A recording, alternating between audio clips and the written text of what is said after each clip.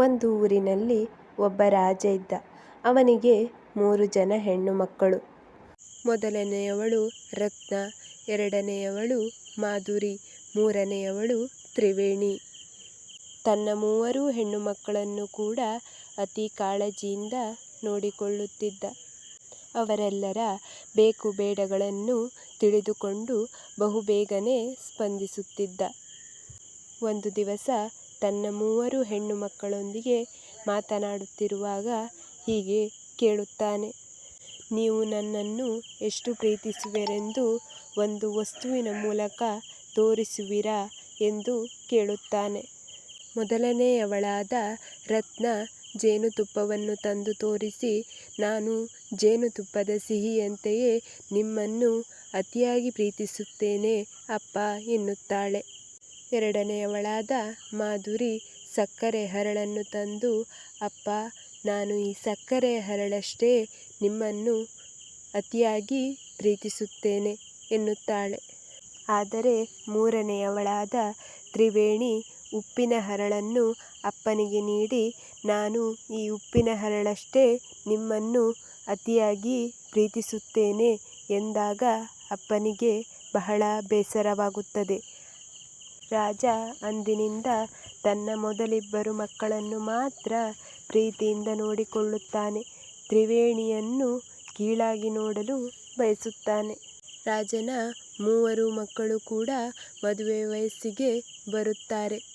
ರಾಜನು ಮೊದಲಿಬ್ಬರು ಮಕ್ಕಳಿಗೆ ಮಾತ್ರ ಅತೀವ ಬುದ್ಧಿವಂತ ಹಾಗೂ ಶ್ರೇಷ್ಠ ವ್ಯಕ್ತಿಯನ್ನು ನೋಡಿ, ಯುದ್ಧದಲ್ಲಿ ಪರಿಣಿತಿ ಹೊಂದಿದ ಶ್ರೇಷ್ಠ ವ್ಯಕ್ತಿಯನ್ನು ನೋಡಿ ಮದುವೆ ಮಾಡಿಸುತ್ತಾನೆ.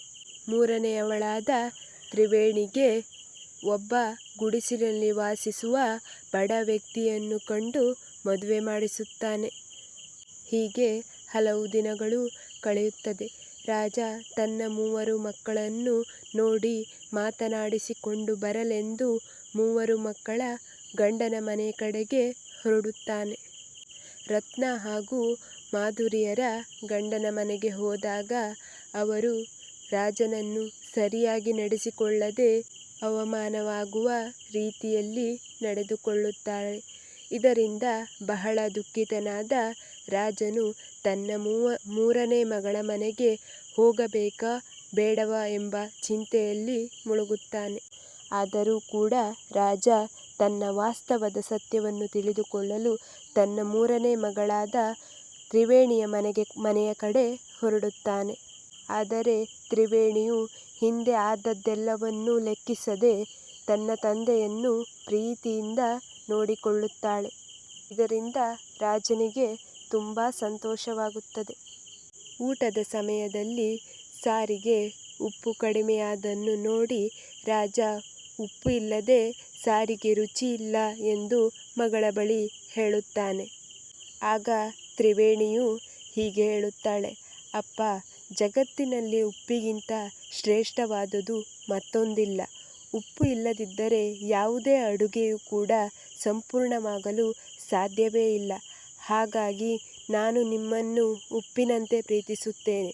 ನನ್ನ ಎಲ್ಲ ಕೆಲಸ ಕಾರ್ಯಗಳಲ್ಲಿ ಜೀವನದಲ್ಲಿ ನಿಮ್ಮ ಮಾರ್ಗದರ್ಶನ ಇಲ್ಲದಿದ್ದರೆ ನನ್ನ ಜೀವನ ಸಂಪೂರ್ಣವಾಗಲು ಸಾಧ್ಯವೇ ಇಲ್ಲ ಅಪ್ಪ ಎನ್ನುತ್ತಾಳೆ. ಇನ್ನು ಕೇಳಿದ ಅಪ್ಪನಿಗೆ ಬಹಳ ದುಃಖವಾಗಿ ತನ್ನೆಲ್ಲ ಪ್ರೀತಿಯನ್ನು ತನ್ನ 3ನೇ ಮಗಳಿಗೆ ಧಾರೆ ಎರೆದು ಅವಳನ್ನು ತನ್ನ ರಾಜ್ಯಕ್ಕೆ ಪಟ್ಟಾಭಿಷೇಕ ಮಾಡಿ ಅವಳಿಗೆ ಹೊಸ ಸ್ಥಾನವನ್ನು ನೀಡುತ್ತಾನೆ.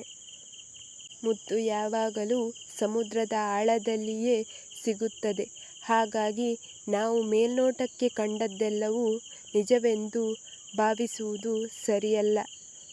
ಆಳಕ್ಕಿಳಿದು ನೋಡಿದರೆ ಮಾತ್ರ ನಮಗೆ ಸತ್ಯದ ಅರಿವಾಗುತ್ತದೆ. ಈ ಕತೆ ನಿಮಗೆ ಇಷ್ಟವಾಗಿದ್ದರೆ ಒಂದು ಲೈಕ್ ಕೊಡಿ. ಹೀಗೆ ಸಪೋರ್ಟ್ ಮಾಡ್ತಾ ಇರಿ. ನನ್ನ ಚಾನಲನ್ನು ಸಬ್ಸ್ಕ್ರೈಬ್ ಮಾಡದೆ ನೋಡ್ತಿರೋರು ಸಬ್ಸ್ಕ್ರೈಬ್ ಮಾಡಿಕೊಳ್ಳಿ. Thank you for watching.